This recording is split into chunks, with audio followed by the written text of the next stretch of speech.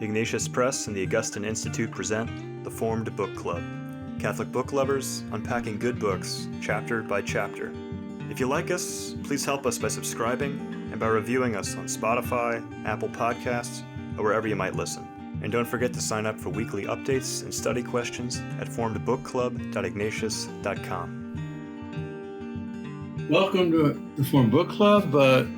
This week we begin discussing Saints and Sinners in the Cristero War by Monsignor James T. Murphy. But before we begin, I have an act of reparation to make.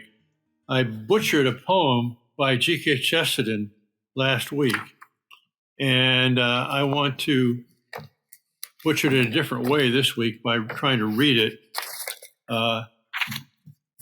It's called The Mirror of Madmen. This has to do with pride and,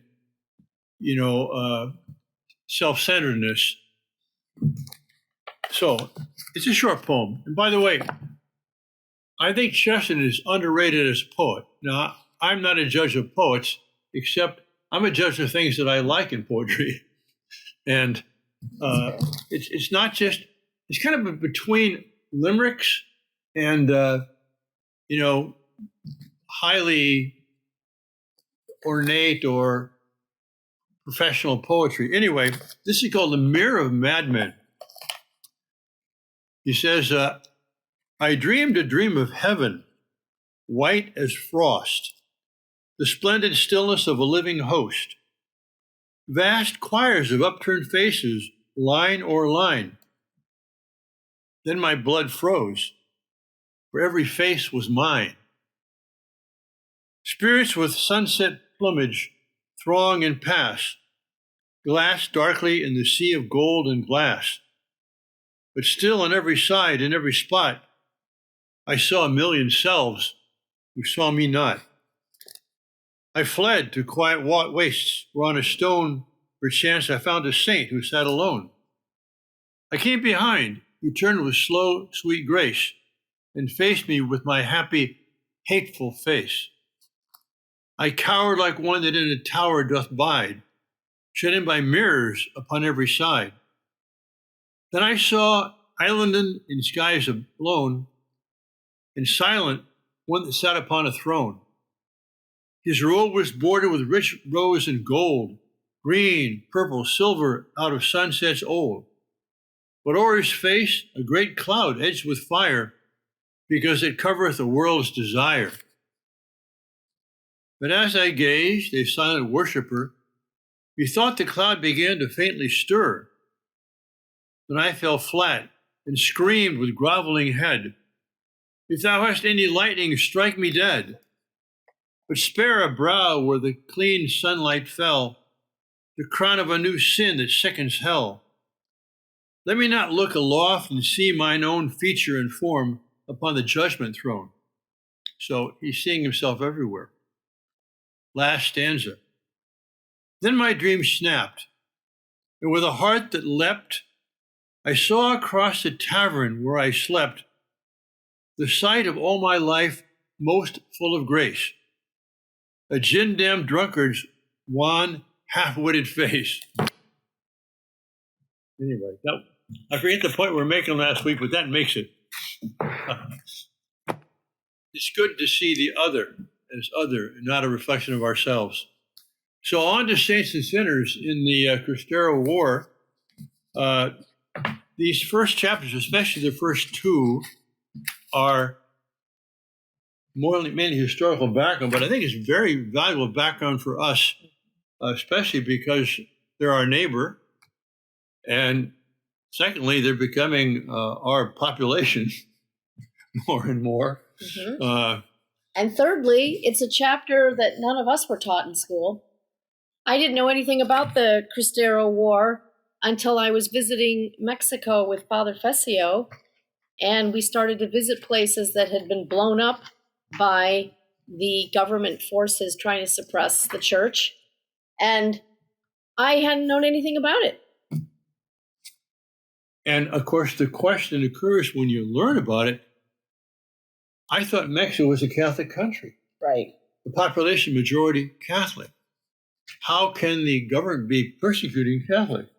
Well, this little historical background goes a long way to explaining that. It's the mid-19th century. Mexico, which was invaded, by the conquistadores in the 1500s, we're now 3 centuries beyond that, and they finally get their independence from Spain. I think around 1522 the war began, or war ended, something like that. But this now is after the Enlightenment, and the Enlightenment had its effects in Mexico like everywhere else. I want to refer to page 18, which is about this Mexican scholar, journalist, Melkor Ocampo, who was a liberal in the Enlightenment sense, and was in this newspaper debate with an anonymous priest who we believe was the bishop of the area. And in this debate that took place in the pages of a newspaper, the anonymous priest referred to these, quote, pestilential doctrines, close quote, the twin ideas of freedom of religion and freedom of conscience. Now, those are not in quotes, but I think that requires some comment. Mid-19th century was also the time of Pope Pius IX with his famous syllabus of errors. And it's true in that syllabus that there is criticism of religious freedom and freedom of conscience. But it is contextualized somewhat. When what was seen in Europe, especially in France and spreading from France, was freedom of religion, freedom of conscience meant you could persecute the Catholic Church and put to death Catholics and Christians. So I think the Second Vatican Council properly integrated that idea that we don't really have rights to error, but error has no rights, but we have the right to be in error. But this apparently was a critical point in Mexico's history, this idea that we have to reject the church's teachings because the church is opposed to freedom of religion and freedom of conscience. That's my comment on this. Does anybody want to comment on my comment, or do we go ahead, or what? No, at the top of that page 18, and again, I don't know the extent to which this is gossip or whether it actually happened, but we have this example of this priest who refused to bury the dead son of a poor worker because the poor worker couldn't afford to pay for the funeral, and was rather contemptuous of the spiritual needs of the family and indeed of the deceased.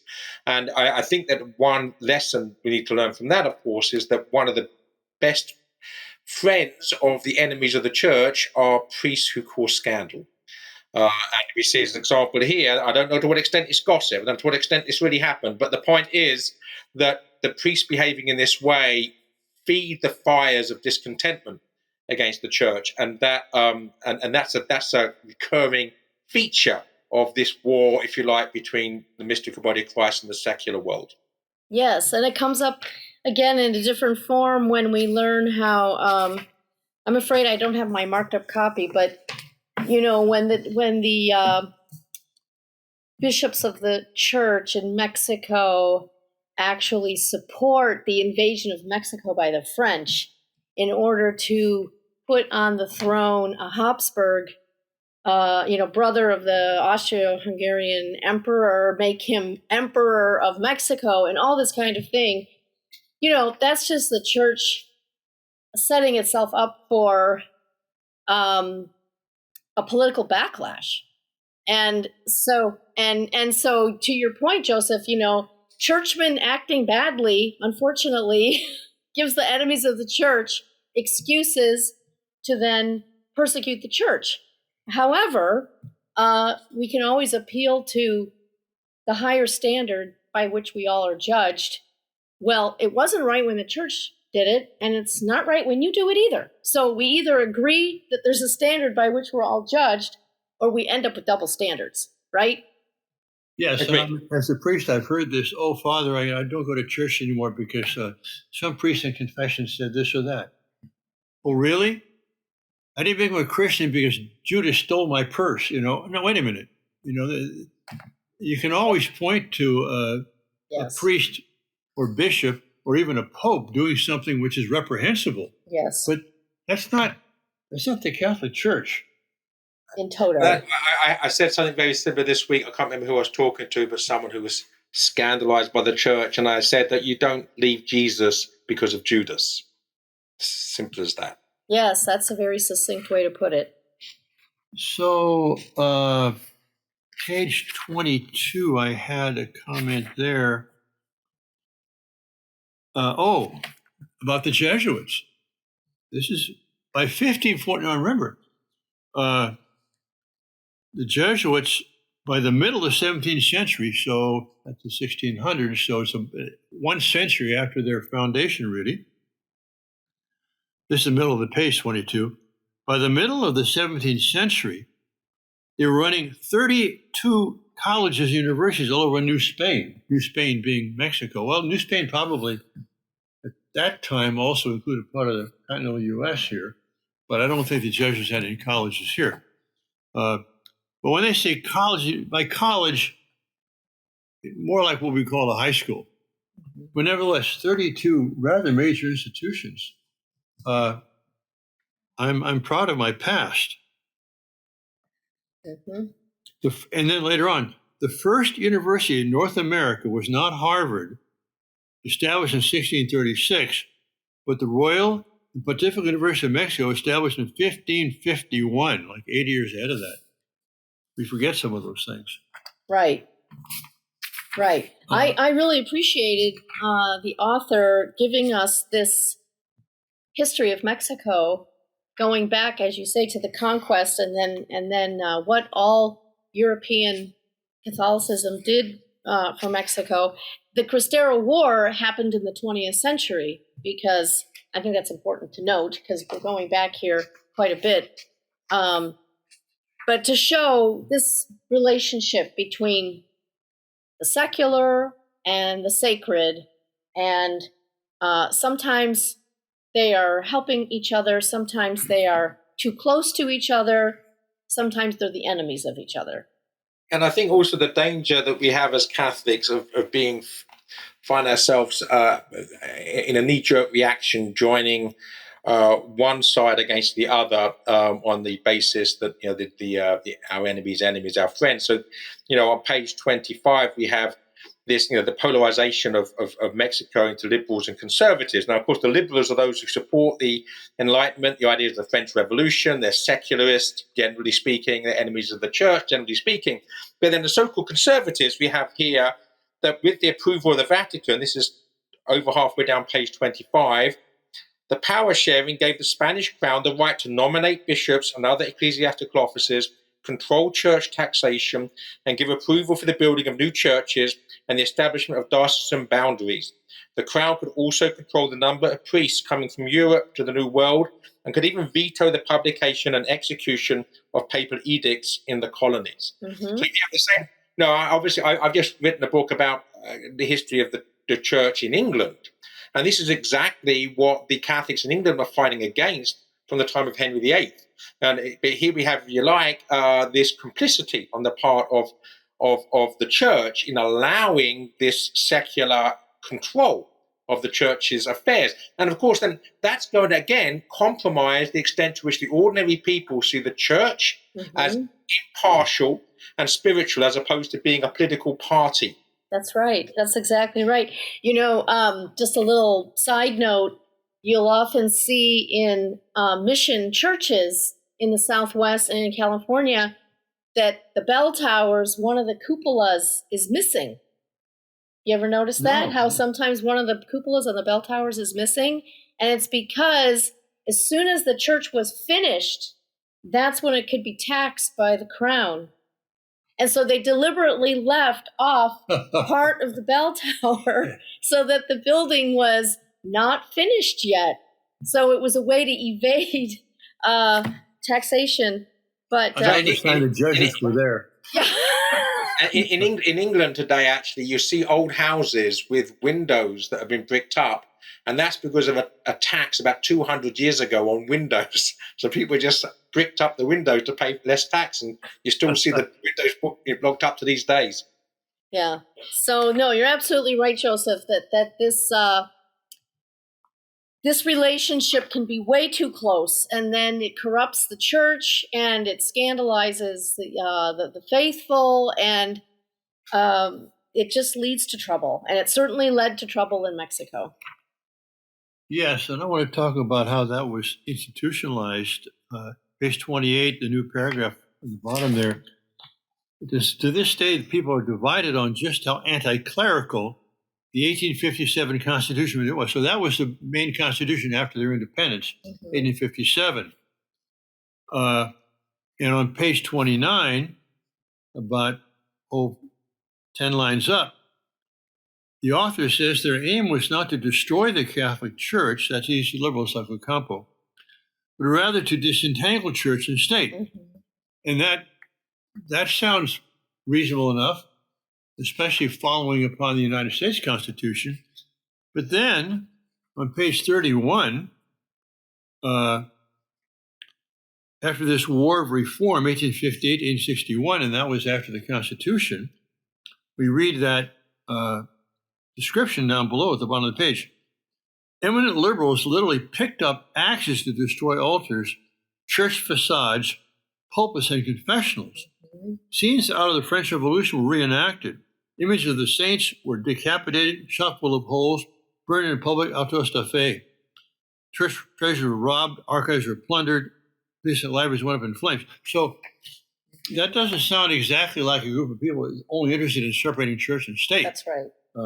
No, that's right. There's no question that the hostility and the hatred, and we're going to see more and more of that as the story goes on, is whatever justification there might have been for a need for a correction. I mean, what the hostility and hatred that gets unleashed, becomes demonic, and we see that in England, Joseph, and the Tudor tyranny, and we see it in the French Revolution, this blood fest that starts to happen. It's so you unleash these forces, and just terrible, terrible crimes get committed.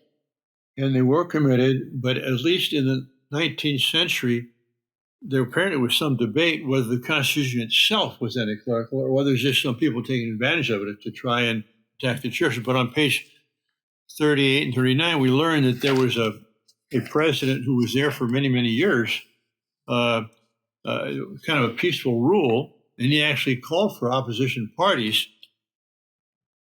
But then on page 39, we realize that a new constitution was written in 1917 Yes. to rewrite the 1857 Constitution and to institutionalize the revolution. And below that, it was this infamous document, the Constitution of 1917, that triggered the massive economic boycott organized by a saintly attorney who we'll see in chapter 3. Right. So apparently that Constitution was explicitly anti-clerical. And 1917 is an important year because that's also the year of the Russian Revolution, the Bolshevik Revolution. And so now, in addition to Enlightenment ideas getting into the political conversation, we now have overt communism as well, becoming a political force in Mexico and other places.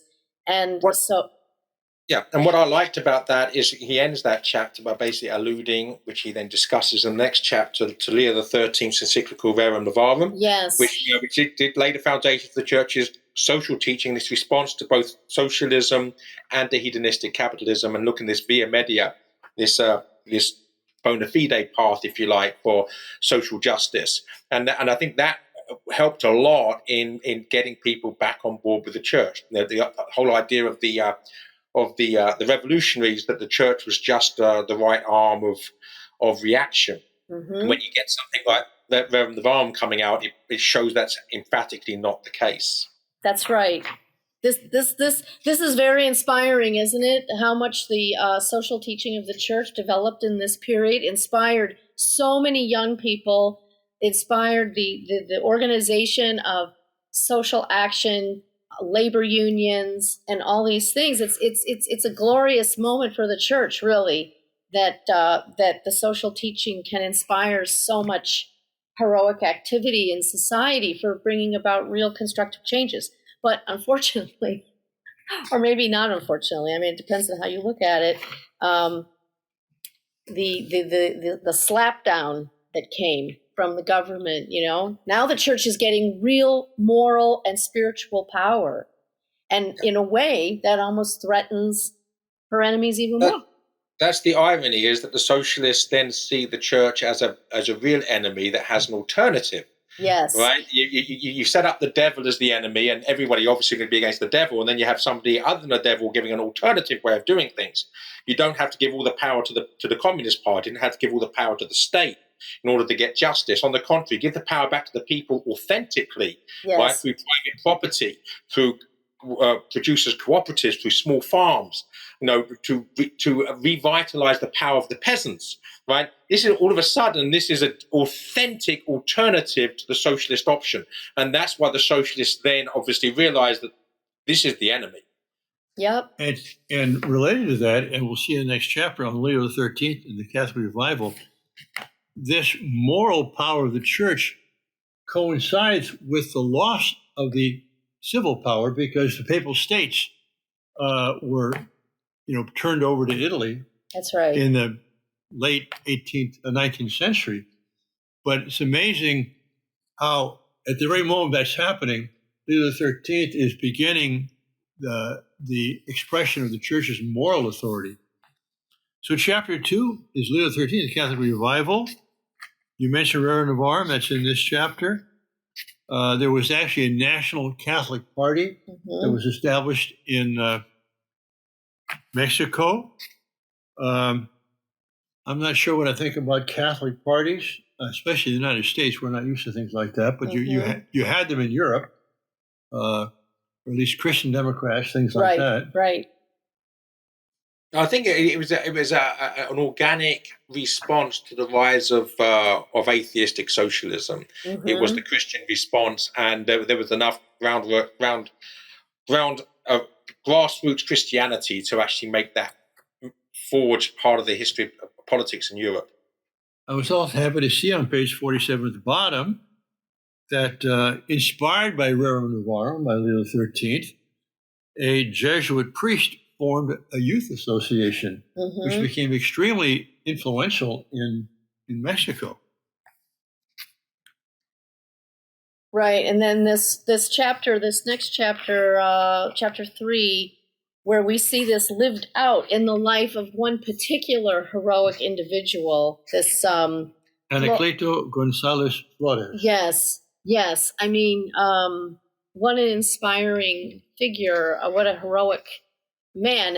And so it's interesting, he sets it up with chapter 2, the sort of theoretical basis for Rerum Novarum and Pope Leo XIII and the church, like you said, losing the papal states, now having moral authority. And here's a man who takes all that in and is formed by it, and look what that produces. And this is where the book becomes fascinating and inspiring, because here's a real human being living his Catholic life, devout, serious, and loving his country, and trying to do something to help integrate into his company's cultural life what you're saying, Joseph, about working with the poor and the laborers and the proletariat, so to speak. Mm-hmm.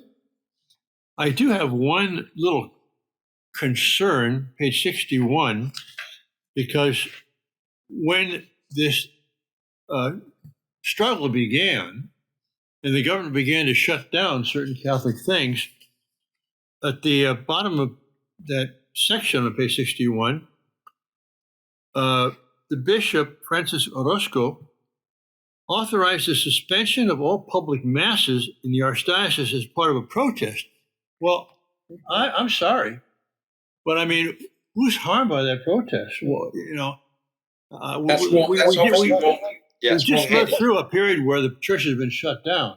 That's right. In Mexico, they were shut down by the bishops themselves. I don't know if they were. That's what forced the church underground. I mean, if you wanted the sacraments, now you had to go underground to get them. And I don't exactly. It doesn't really explain what the thinking was behind this. Like, how did he think? To your question, right. How did he think this was going to help? And other bishops then followed that example as well. And many of these bishops ended up in exile, and the priests were underground. So I don't know. I don't have any. Right. Yeah. How can you threaten an atheistic, socialistic government by going on strike and suspending the sacraments? I mean, is that going to threaten them or what? I mean, it's not, clearly. That just strikes me as wrong-headed, period. Yeah, it does. It's sort of reminiscent of the interdicts of the Middle Ages, that the way the papacy would punish recalcitrant princes or kings or whatever would be to put his entire kingdom under an interdict. No one could get communion until your sovereign gets it right with the church. Well, who did that hurt? It hurt all the lay people, common people, who now couldn't receive the sacraments until their leader, was brought to heel. And I don't know what the popes back then were thinking. Were they thinking that the people then would maybe so be so discontent that they'd revolt against their sovereigns? And I mean, I don't know, but it's kind of like that. There's reminiscent of that. Yeah, I think I'm in favor of excommunication, but not interdict. Right. Precisely. Yeah. Excommunication is punishing an individual for recalcitrance, but punishing everybody for the recalcitrance of a few is never just. Well, I wouldn't even say excommunication is a punishment, really. I would say it's truth in advertising. And we're simply saying to someone, for example, who's a politician who promotes abortion, I'm sorry, you're not in communion with the Catholic Church. I'm not punishing you. You're free to do whatever you want. But if you call yourself a Catholic, you can't do this. Anyway. Yeah, and the one thing I would say as well, I mean, I've got a few quibbles, but when the section on the Enlightenment on page 63, I think, that this is woody-minded. He talks about the Enlightenment taking things we take for granted today, that the observable world can be figured out by pure reason. Well, I mean, why is that something that the Enlightenment takes credit for? Plato and Aristotle and Aquinas and Augustine already believed that. And the idea of individual liberty, tolerance, and social progress. I mean, just using those glib labels without explanation. What do we mean by individual liberty? The right to do exactly what you want, whenever you want. What do we mean by tolerance? Tolerating anybody and everything. And what do we mean by social progress? Progress towards what? So in other words, just using these labels that sound nice, but actually without contextualizing, really give too much ground to the secularism of the Enlightenment, because it's just giving them credit for vague, nice-sounding labels without actually giving the depth and the roots that are necessary. Because when we start doing that, we see actually as the Catholic Church enshrines individual liberty before the Enlightenment comes along. Tolerance, we obviously don't tolerate things that are going to harm other people. You don't tolerate certain actions. So tolerance is not good in itself. And what is progress? Ultimately, progress is getting closer to heaven. Progress is getting holier. And that any society that's moving away from that, doesn't matter how many technological gadgets it's got, it's not progressing. Yes, and I want to apologize both for what you just referred to, Joseph, and another thing I'm going to refer to myself. I read our manuscripts before we publish them, and I I can't believe I read some of these things and didn't correct them, but on page 68, the bottom, he says, today there is a growing conviction that the just war theory is out of date. No, that's heresy. Yeah. The just war theory is part of the church's moral teaching. Now, it may be that you can say under just war theory, war is no longer justifiable. I don't agree with that, but you could say that.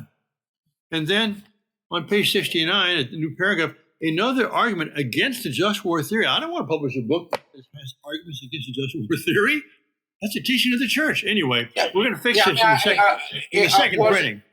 Go ahead. Was Poland wrong to resist the Nazi invasion of its borders?